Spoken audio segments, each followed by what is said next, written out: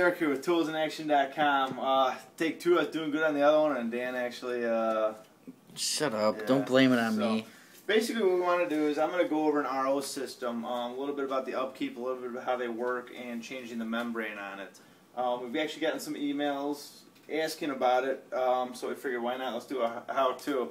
An RO system is basically a very simple concept. Water comes in, goes through the filters, goes through the membrane, out for the drinking.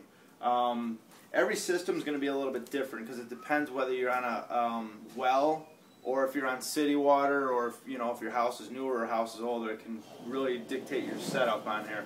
On this one, I'm on municipality water. The house is a little bit older, but I did change the pipe, so I don't need anything really fancy. So this is basically a 4-stage system. What it does is it comes in and it comes through your first filter. Both of these filters are called your pre-filters. So these actually filter the water out before it hits the membrane. So the first one is a sediment filter. That one takes out a lot of the rust, sand, a lot of the big particles. And how it kind of works is the filters, you can get different filters. You can get like a 20 micron filter, a 5 micron filter, a 1 micron filter. All that means is how big the opening is in the filter. So if you have a 20 micron filter, you have bigger openings. Good thing is it allows the water to flow quicker. Bad thing is it lets more particles come in. So you kind of got to find that balance. These two filters you want to change every 3 to 6 months. This one has not been changed in about a year, so you can see what happens after a year. I've seen some that are only 2 months old that look even worse than that. So again, it really depends. The next one that it comes through this is the second pre-filter. It's a carbon black filter. And basically that helps with the chlorine, takes out the chlorine, takes out odor, stuff like that. And that's what this filter looks like. Next, it goes into your membrane. Membrane you want to change anywhere between 2 to 4 years. Again, depending upon your filter. This is the heart of the operation. It takes out 99.9% of the bacteria, a lot of the major stuff that this does not take out. So this really does a lot of the stuff like E. coli, things like that. Next, what it does after here, it goes up to, you usually have like a holding tank. If it could be 3 gallons, it could be 5 gallons. It depends what your holding tank is. It will stay in there. Once you're actually at the faucet and you need the water will come from there. It goes through this is a post filter. This is basically your odor and taste filter. So it comes right through here before you get in the drinking water. So this one you want to change every 3 to 6 months also. So the pre and the post filters 3 to 6 months, the membrane 2 to 4 years. So let's go ahead and I'm going to show you, I'm going to actually take this apart, then we'll get back on, I'll show you how to actually change the membrane. This is the actual case to the membrane. The membrane actually looks like that. And with your post filter, that looks identical. So one thing to note with the actual post filter, it'll always, I don't know if you can see it on camera, but it's always going to tell you which direction. You have to make sure you hook that up right. So it will show you which way the flow of the water is going. Make sure you do that. How much is something like all these? What's this going to cost? A membrane is going to cost you maybe about $50. But again, you can get better membranes, worse membranes. I paid $50 for this one. These filters, the sediment filters, you can get anywhere between $1 and up. I paid $3 for these. So $50, and then how often do you have to pay $50? 2 to 4 years. Oh, okay, so that's not bad. Your carbon filter is going to run. Mine ran about $10. You can get those. Those are a little bit more expensive.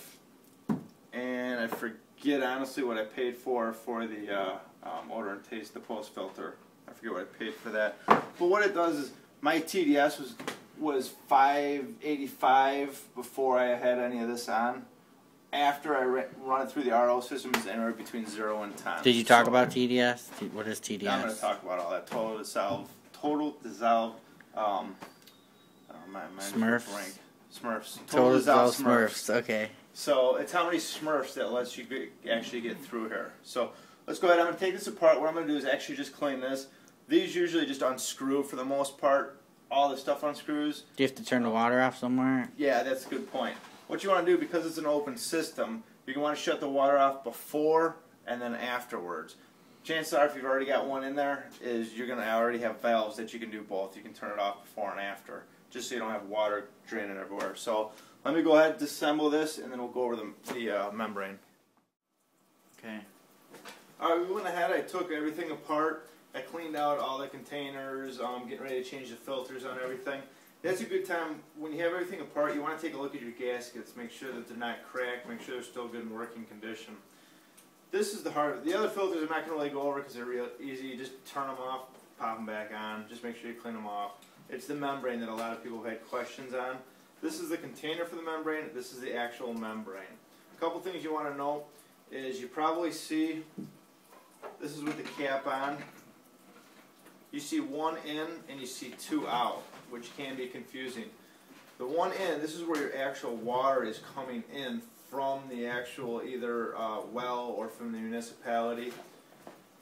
The two right here, these are the important ones. This center one you'll see, that goes to your drinking water. That's what's going to actually go to your reservoir tank.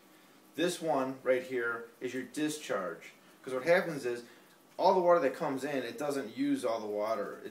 It only takes part of the actual water when it filters it out. You only get a little bit of water. That goes into your drinking. So make sure when you hook it up, you have the discharge and your actual product water or your good drinking water connected the right way. What you want to do, as you'll see on the actual filter. Actually, go back under the lights because the lighting's bad. Yeah. Okay. Did you see this? Could you see the yeah, two things? kind of. Okay. So this is going to seat in there. You want to make sure that it goes in this way. You're going to see the gasket at the top. That's what you want. Do not stick it in that way. You're going to go ahead and you're going to push it. All you're going to do is you're going to push it on down so it goes flat right in there. And you'll see. Sometimes this is going to stick out. The little tip I showed you will stick out. Don't take the top and try to jam it on there. All you have to do is just push it down and it's going to seed right into the hole down there. Seed? So, yeah, it'll seed. It'll sit right in the hole. Seat, yeah, sorry. It'll seat right in the hole down there. So, you're going to see, from holding it right, it's going to basically be flush to the top. Then, all you got to do, pop your cap back on there, make sure it's nice and tight. Just hand tight? I do, I hand tight it. Hand tighten it. I just don't like over tighten it because it's plastic and I don't want to strip the container. Right. You know, but that's all you got to do. I mean, it's with the gasket on there. I've never had them leak just by hand. I mean, you got to crank down on it a little bit. Don't just loosen it up. So that's it. That's how you change a membrane, and that's kind of a little bit of the ins and outs of an RO system. If you guys have any questions, feel free to email us at toolsinaction.com. You can come and take a look at us. Don't forget to check out our Facebook account, our Twitter account, and our YouTube. And let us know if you guys want to know about any more how-tos. There's one thing I completely was not thinking about and I forgot. After you actually install this, let your water run for an hour to 2 hours. What happens is this has, it's basically coated or protected. It's, I don't want to say it's a vegetable base. It's not, if you end up drinking it, it's not going to hurt you. It's just going to taste extremely bad. You let the water run for 2 hours, it's going to get all that taste out of there. So you got a nice clean tasting water. So, thanks. Toolsinaction.com. When one tool just isn't enough.